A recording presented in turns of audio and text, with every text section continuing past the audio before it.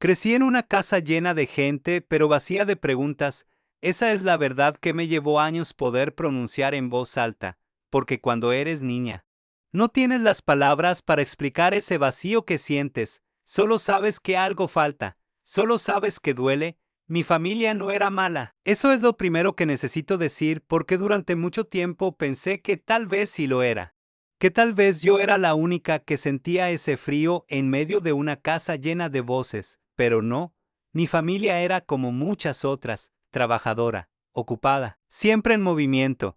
Mi padre salía antes del amanecer y volvía cuando la noche ya había caído sobre nuestra casa como una manta pesada. Mi madre se perdía entre las tareas del hogar, las cuentas por pagar, las comidas que preparar. Mis hermanos mayores tenían sus propias vidas, sus propios mundos a los que yo no estaba invitada, y yo estaba ahí, presente pero invisible, existiendo, en los márgenes de una vida familiar que giraba sin detenerse nunca a mirarme realmente. Recuerdo el día en que lo entendí por primera vez, tenía 11 años, fue un martes cualquiera. De esos que se sienten grises incluso cuando el sol brilla. Afuera, ese día en la escuela, una compañera con la que yo creía tener una amistad verdadera me humilló frente a todos. No voy a entrar en los detalles porque ya no importan. Lo que importa es que sentí que el mundo se abría bajo mis pies. Sentí una vergüenza tan profunda que me quemaba la piel. Una tristeza tan grande que apenas podía respirar. Durante todas las clases que quedaban, me concentré en no llorar. Mordí el interior de mis mejillas hasta sentir el sabor metálico de la sangre. Apreté los puños debajo del pupitre hasta que mis uñas dejaron marcas en mis palmas. Conté los minutos, los segundos, esperando llegar a casa, porque en casa estaría segura. En casa alguien me preguntaría qué pasaba. En casa alguien notaría mi dolor. Cuando sonó la campana final, casi corrí. El camino de regreso nunca me había parecido tan largo. Cada paso era una promesa: pronto estarás en casa, pronto alguien te abrazará, pronto alguien te dirá que todo estará bien. Entré por la puerta principal con los ojos ya húmedos, lista para desmoronarme, lista para que alguien me recogiera. Mi madre estaba en la cocina hablando por teléfono con mi tía. Me miró un segundo, me saludó con un gesto de la mano y siguió hablando. Mi hermano mayor estaba tirado en el sofá con audífonos puestos, perdido en su propia burbuja. Mi hermana había salido con sus amigas. Me quedé parada en el pasillo con mi mochila todavía colgando de mis hombros, esperando que alguien viera lo que yo sentía escrito en cada parte de mi rostro, esperando que alguien preguntara. Nadie lo hizo. Fui a mi habitación, cerré la puerta y lloré sola, con la cara hundida en la almohada para que nadie me escuchara. No porque me lo hubieran prohibido, sino porque había aprendido en ese preciso momento que mis lágrimas no le importaban a nadie. Esa noche en la cena me senté en mi lugar de siempre. Mi padre preguntó si había tareas. Respondí que sí. Mi madre sirvió la comida. Hablamos del clima, de una noticia en la televisión, de que mi hermano necesitaba dinero para una excursión escolar. Nadie me miró a los ojos el tiempo suficiente para ver el dolor que todavía llevaba ahí, fresco y punzante, y así aprendí la primera gran lección de mi infancia.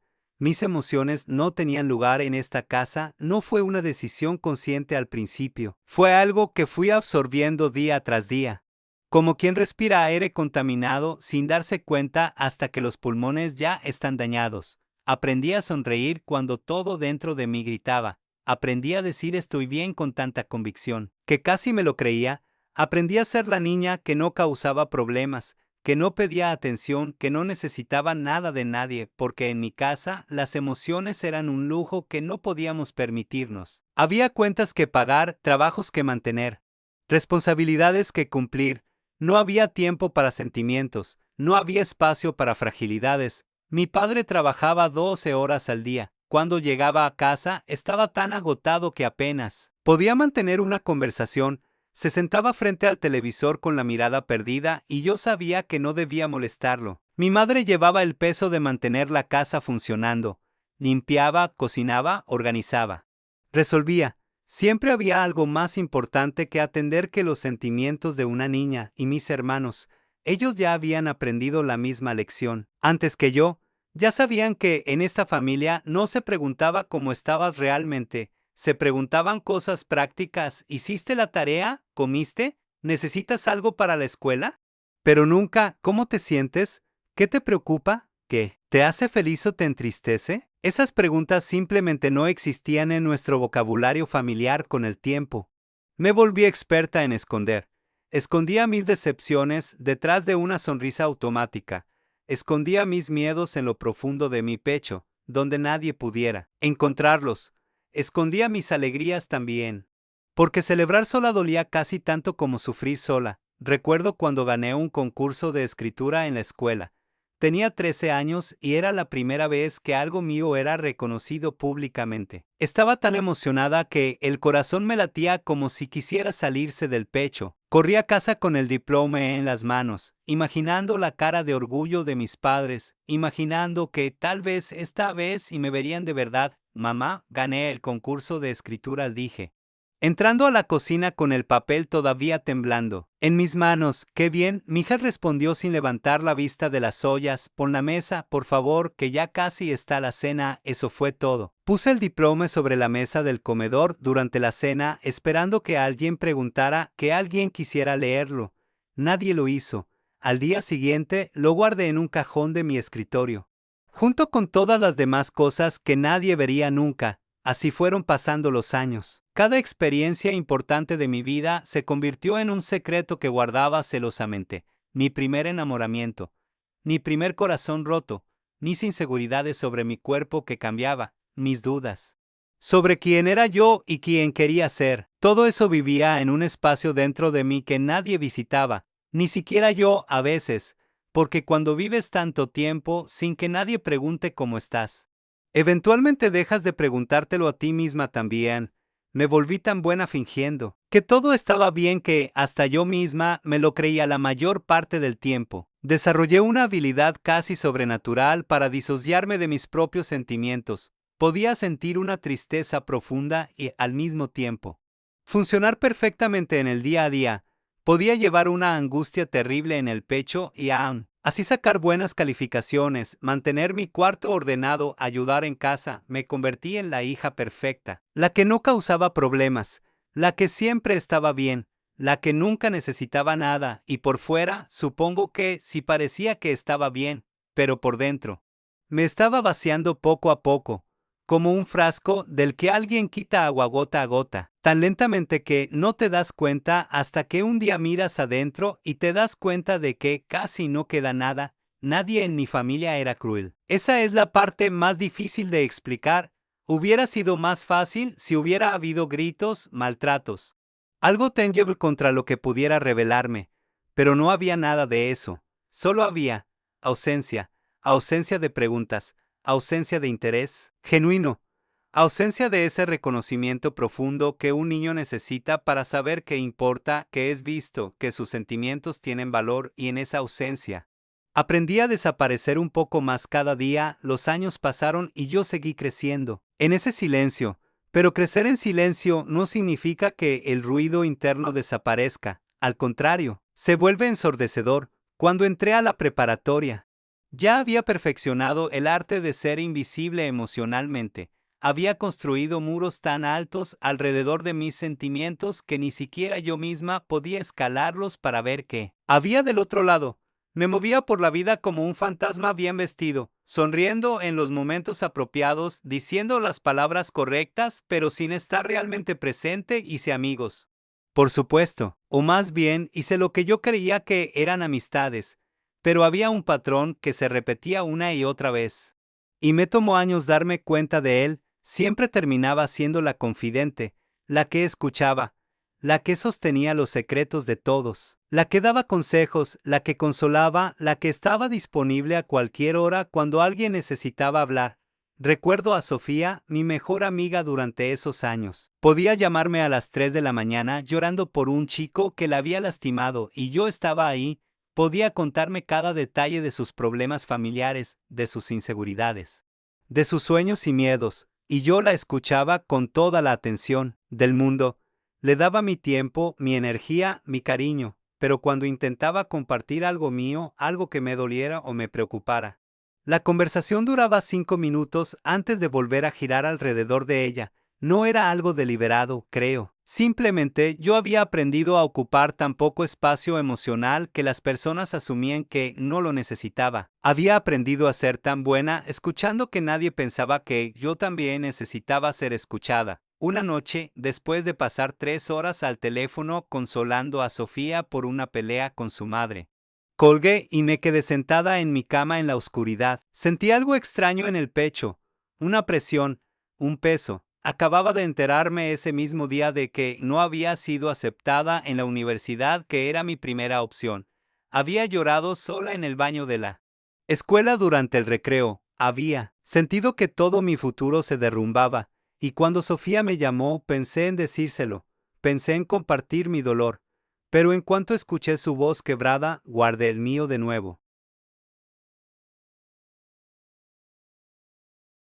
Porque eso era lo que yo hacía, guardaba. Esa noche, por primera vez en mucho tiempo, saqué uno de mis viejos diarios. Había empezado a escribir cuando tenía 12 años. Después de aquel día terrible en la escuela, cuando nadie en casa notó mi dolor, los diarios se habían convertido en mi único confidente real. Páginas y páginas llenas de palabras que nadie más leería jamás. Escribí sobre la universidad, sobre el rechazo, sobre cómo me sentía perdida y asustada, sobre cómo acababa de pasar 3 horas consolando a alguien mientras mi propio corazón estaba roto. Y mientras escribía, las lágrimas caían sobre el papel, manchando la tinta. Lloré en silencio, como siempre, con la puerta cerrada. Con el volumen de la vida al otro lado continuando sin mí, los logros también los celebraba sola. Cuando finalmente fui aceptada en otra universidad, una que resultó ser incluso mejor que mi primera opción. Le dije a mi familia durante la cena.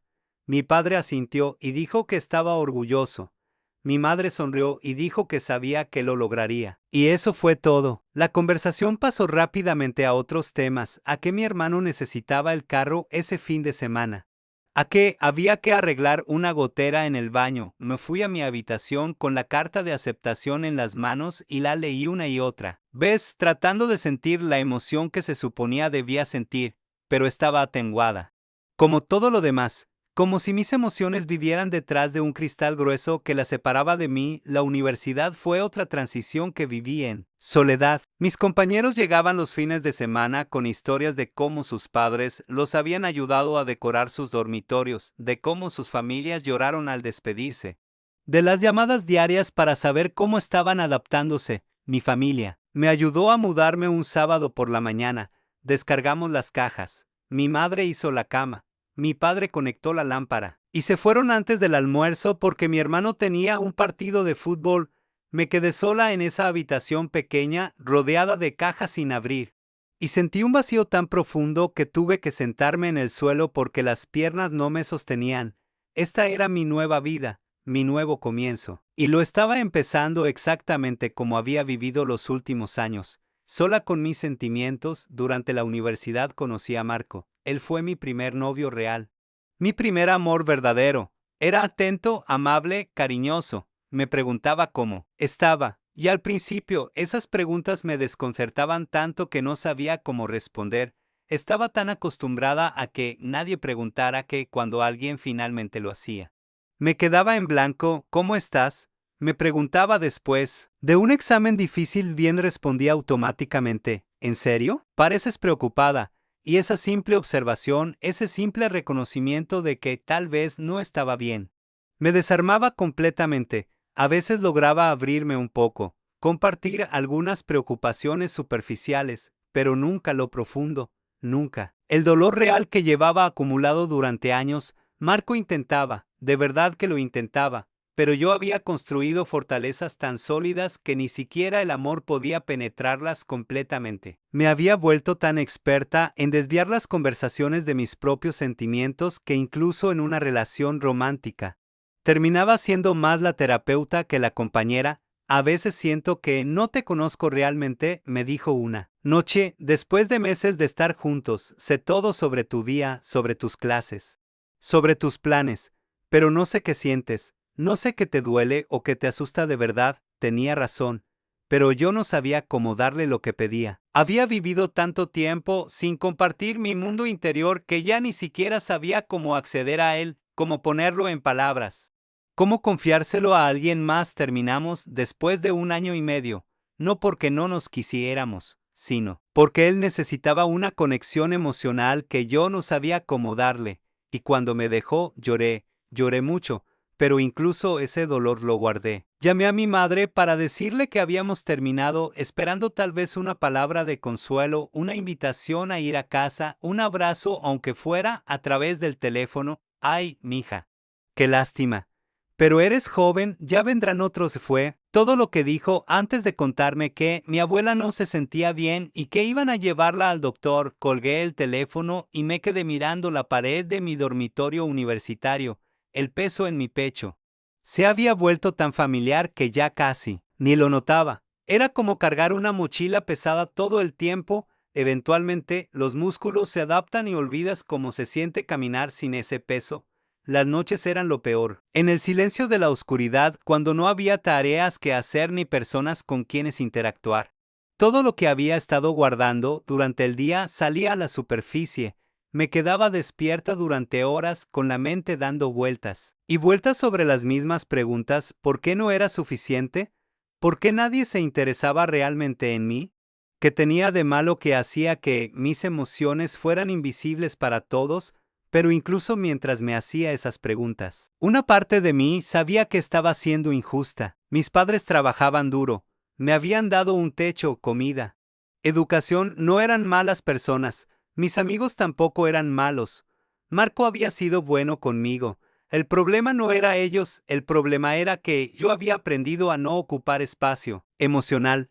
Había aprendido que mis sentimientos eran una carga que debía llevar sola. Había aprendido que pedir ayuda, buscar consuelo, compartir mi dolor, era ser débil, ser molesta, ser demasiado. Y ahora, a mis 22 años, me encontraba completamente perdida en un laberinto de emociones no expresadas, de necesidades no comunicadas, de dolor acumulado que no sabía cómo liberar.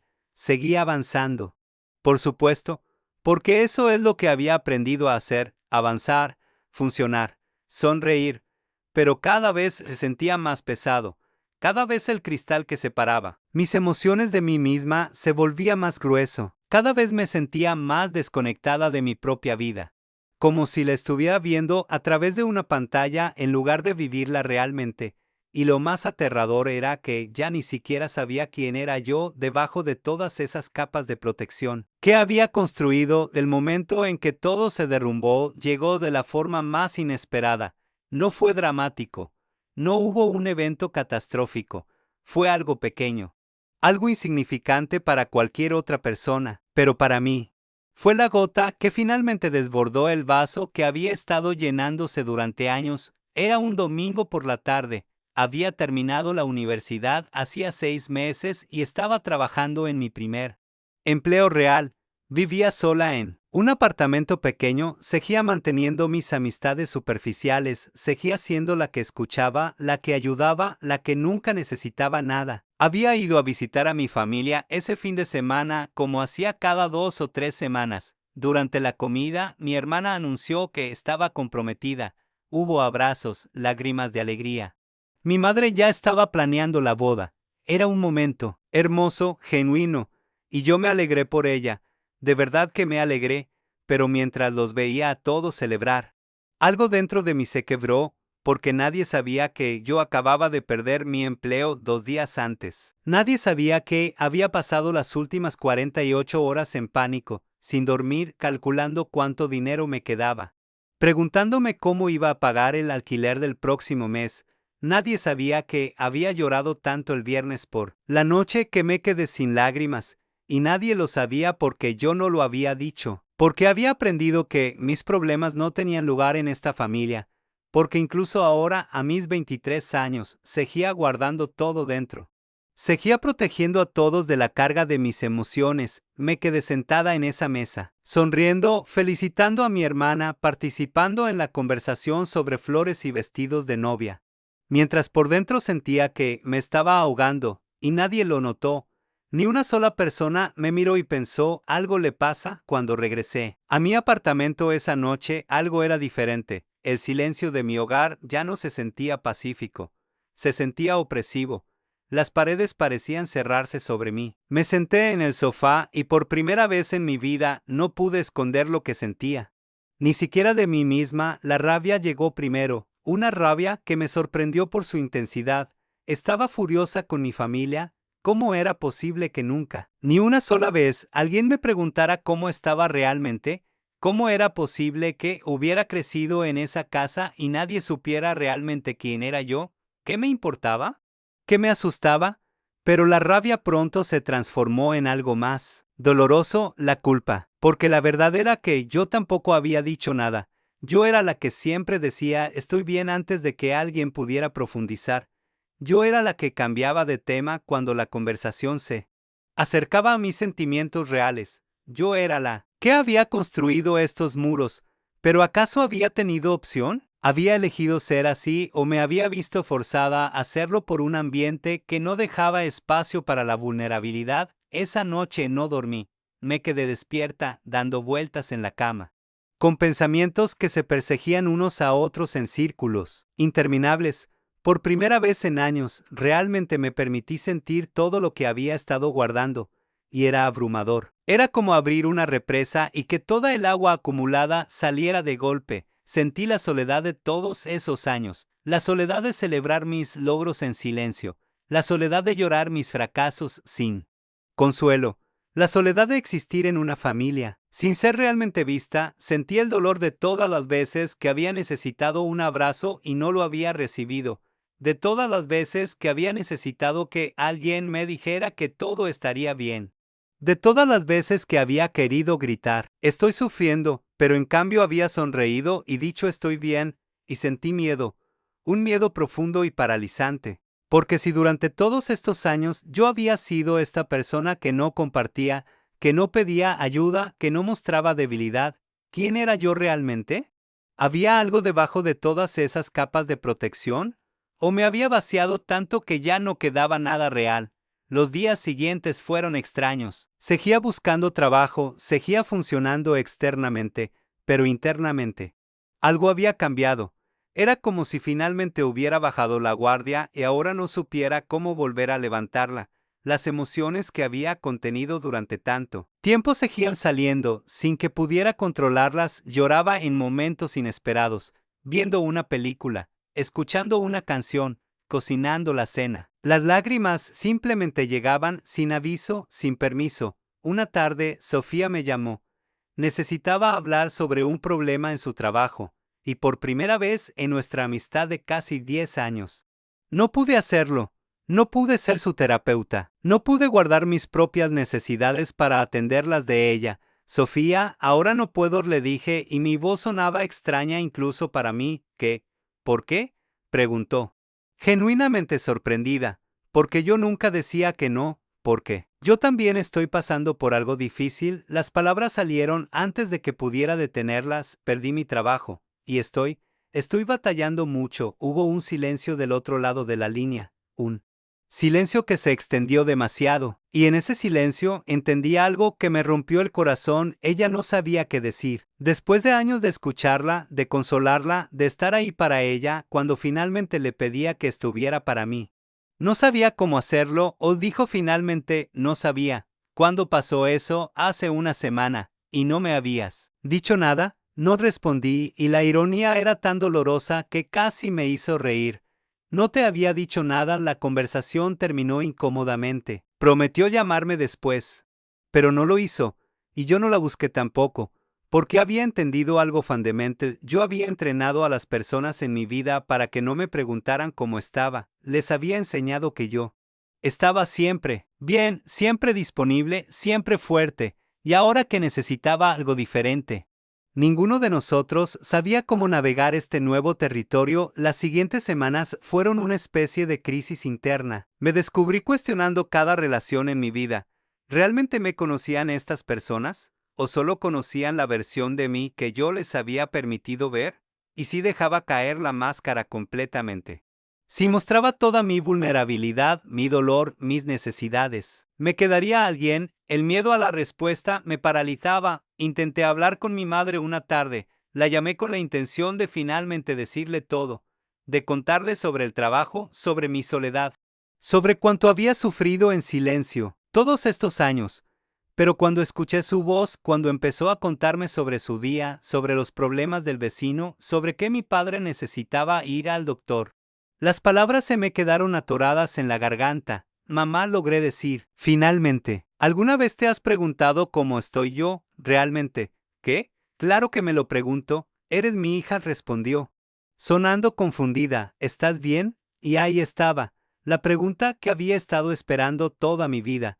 Pero ahora que finalmente la escuchaba, no sabía cómo responder, porque la respuesta real era demasiado grande, demasiado compleja, demasiado dolorosa para caber en una conversación telefónica así.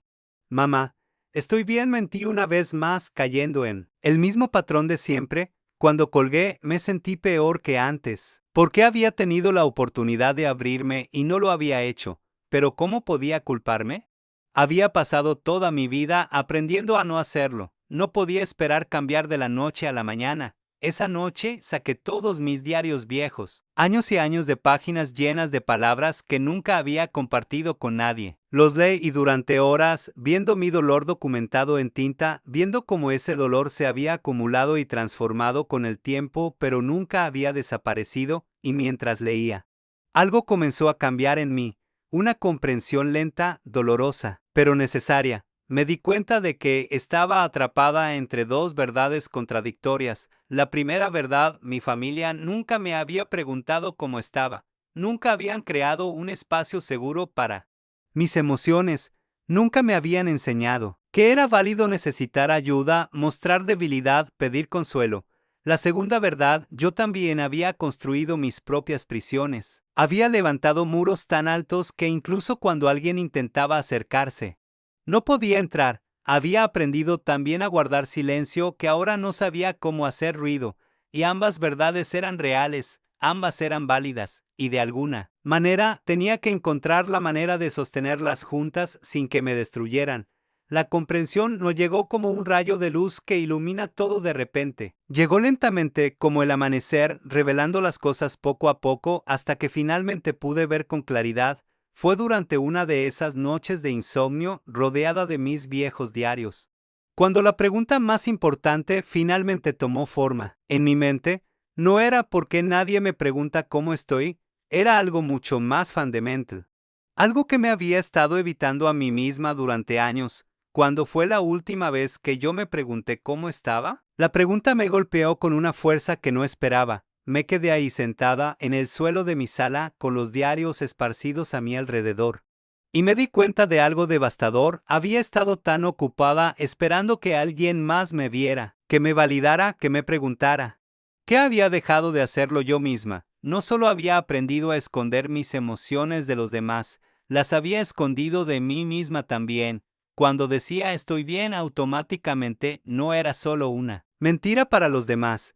Era una mentira que me había estado diciendo a mí misma durante tanto tiempo que había olvidado cómo se sentía la verdad. Había desconectado de mis propias emociones tan completamente que ya ni siquiera sabía cómo acceder a ellas. Cerré los ojos y por primera vez en mucho tiempo, realmente me pregunté cómo estoy, y la respuesta que surgió fue devastadora. En su simplicidad, no lo sé.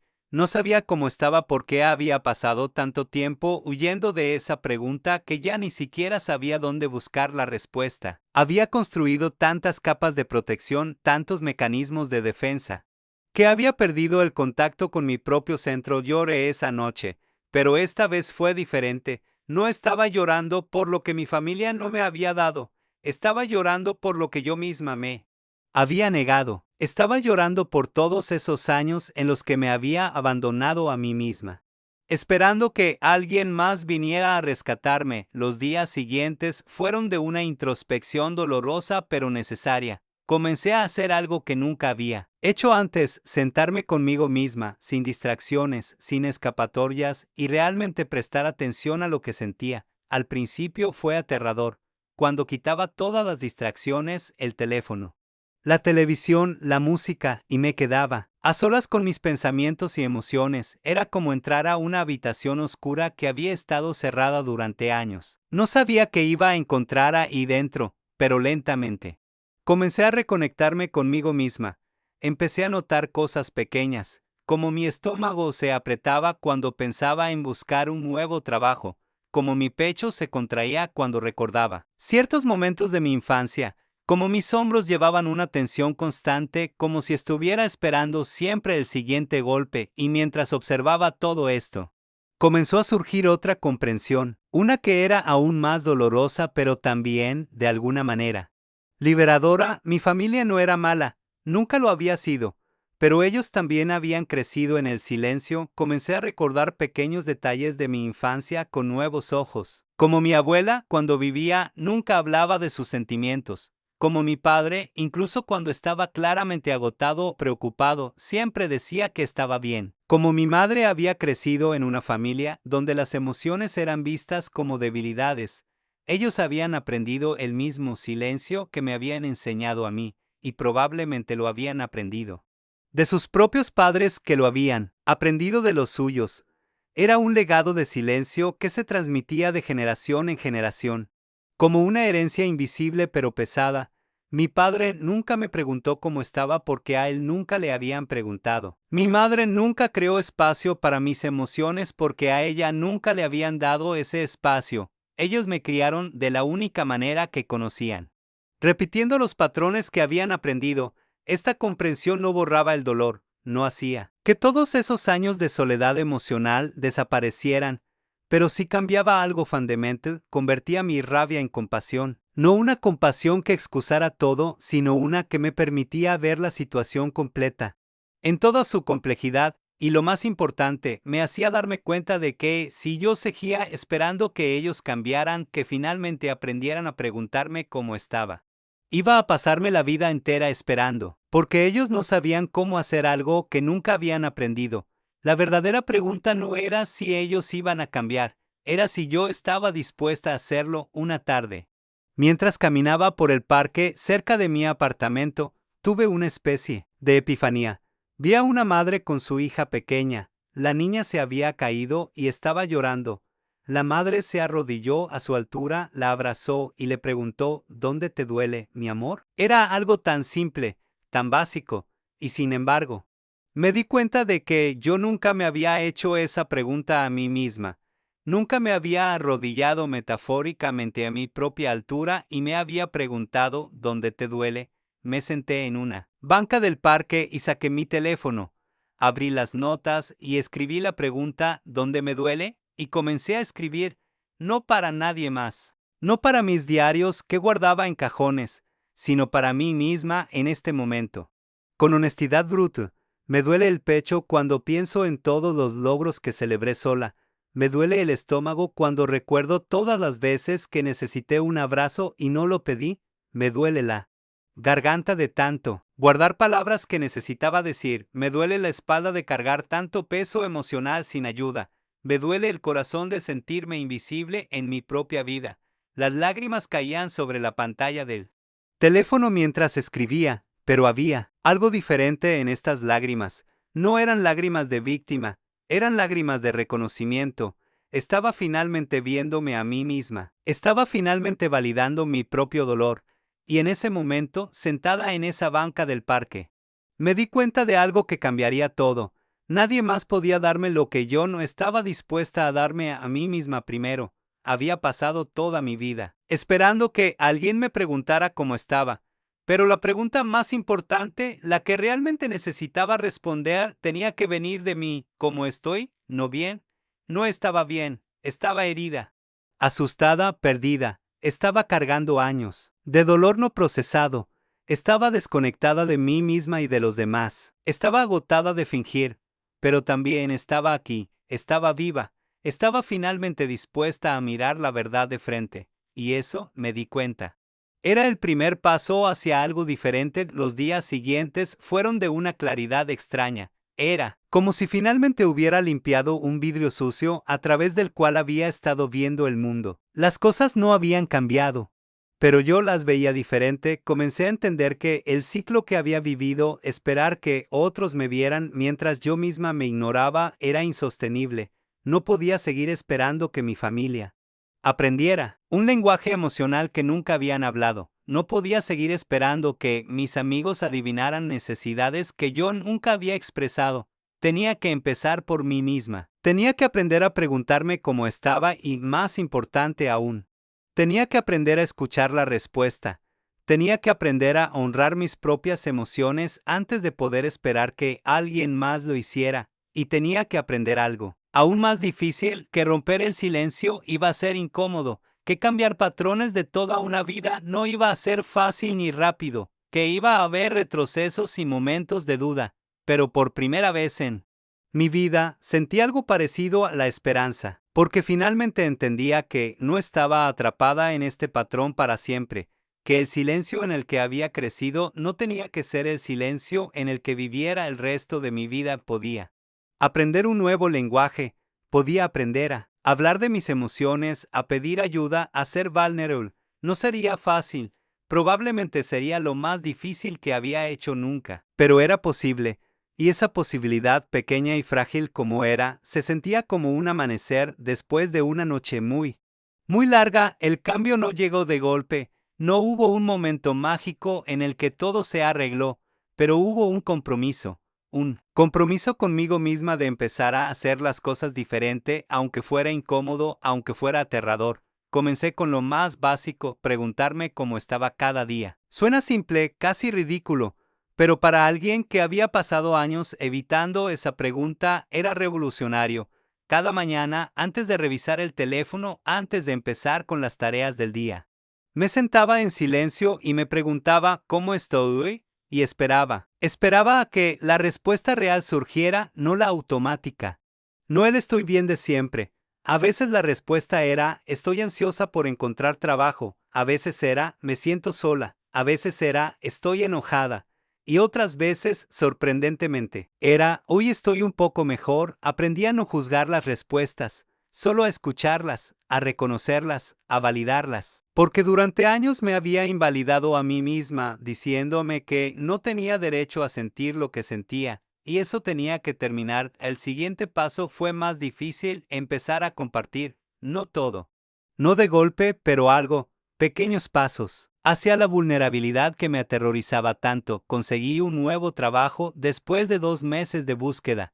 No era mi trabajo ideal, pero era un comienzo. Y cuando mi madre me llamó para su conversación semanal de rutina, hice algo diferente. Cuando me preguntó cómo estaba, en lugar de decir bien automáticamente, hice una pausa, respiré hondo, y dije, mamá, conseguí un nuevo trabajo. Pero antes de eso, estuve sin trabajo durante 2 meses y fue muy difícil para mí. Tuve miedo, me sentí muy sola, hubo un silencio del otro lado de la línea. Un silencio que me hizo querer retractarme, volver a la seguridad de mi silencio habitual. Pero me mantuve firme. ¿Por qué no nos dijiste? Preguntó finalmente, y había algo en su voz que no pude identificar del todo. Porque nunca aprendí a hacerlo, respondí con honestidad. En nuestra familia no hablamos de esas cosas. Otro silencio, y luego, para mi sorpresa, escuché su voz quebrarse un poco. Tienes razón, no lo hacemos. Yo tampoco aprendí. Mis padres, ellos nunca hablaban de nada, y yo hice lo mismo contigo. Lo siento, no era una disculpa completa, no borraba años de silencio, pero era algo, era un reconocimiento. Era el comienzo de una conversación diferente. Hablamos durante casi 1 hora ese día, más de lo que habíamos hablado en años. Le conté un poco más sobre mis miedos, sobre mi soledad. Ella me contó sobre su propia infancia, sobre cómo nunca se había sentido cómoda hablando de emociones. No resolvimos todo, ni siquiera resolvimos mucho, pero habíamos empezado. Con mis amigos fue diferente. Algunos, como Sofía, no supieron cómo manejar esta nueva versión de mí que pedía apoyo en lugar de solo darlo. Nuestra amistad se enfrió gradualmente, y aunque dolió, entendí que estaba bien.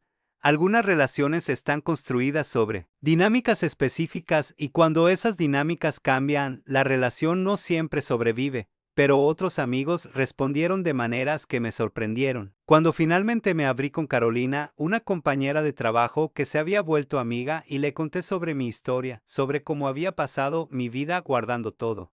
Ella me abrazó y dijo, gracias por confiar en mí, y para que sepas, yo también estoy aquí cuando necesites hablar, no solo cuando yo necesite hacerlo. Era una oferta simple, pero para mí era monumental.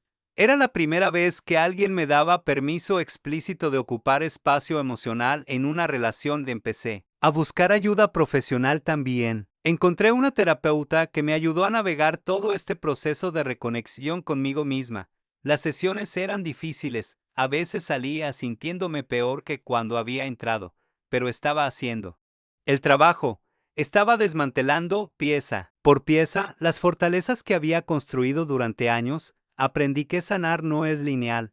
Había días buenos donde sentía que estaba progresando, donde me sentía más conectada conmigo misma, más capaz de expresar lo que sentía, y había días malos donde volvía a caer en los viejos patrones, donde el silencio se sentía más seguro que la vulnerabilidad. Pero incluso en los días malos había una diferencia. Ahora era consciente. Ya no vivía en piloto automático, guardando emociones sin siquiera darme cuenta. Ahora, cuando me cerraba, lo sabía, y esa conciencia me daba la opción de elegir algo diferente. Poco a poco empecé a crear el espacio emocional que nunca había tenido, no esperando que mi familia lo creara para mí, sino creándolo yo misma. Empecé a escribir, no solo en diarios privados, sino en un blog anónimo donde compartía mi historia, y para mi sorpresa, otras personas empezaron a responder, personas que habían vivido experiencias similares, personas que también habían crecido en el silencio. Sus mensajes me recordaban que no estaba sola, que el dolor que había cargado durante tanto tiempo era compartido por muchos otros, y de alguna manera eso lo hacía más ligero. También empecé a tener conversaciones más honestas con mi familia. No todas fueron fáciles, hubo momentos de incomprensión, momentos donde volvíamos a caer en los viejos patrones. Mi padre todavía tenía dificultades para hablar de emociones.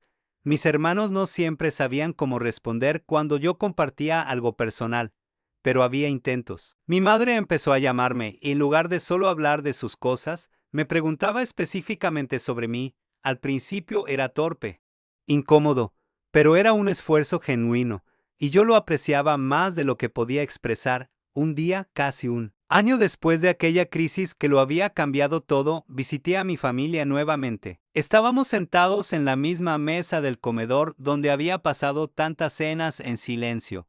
Mi padre hizo algo inusual. Dejó su tenedor, me miró directamente y preguntó, ¿cómo estás, hija?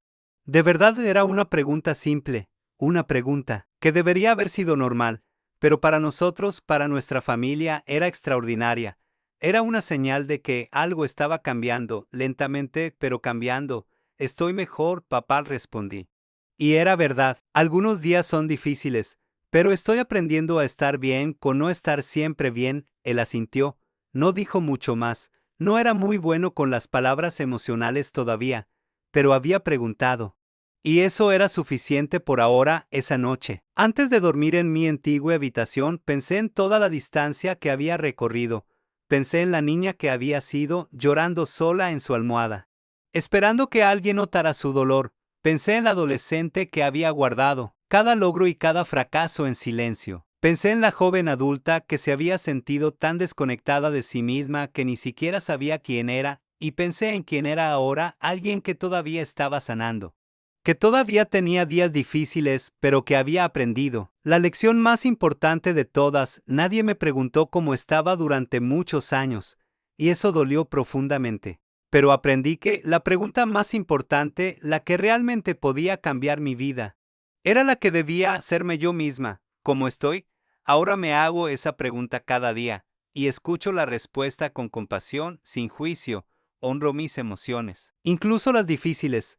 Me doy permiso de necesitar ayuda, de ser vulnerable, de no estar siempre bien, y también he aprendido a hacer esa pregunta a otros. Cuando hablo con alguien, realmente pregunto cómo está, y escucho.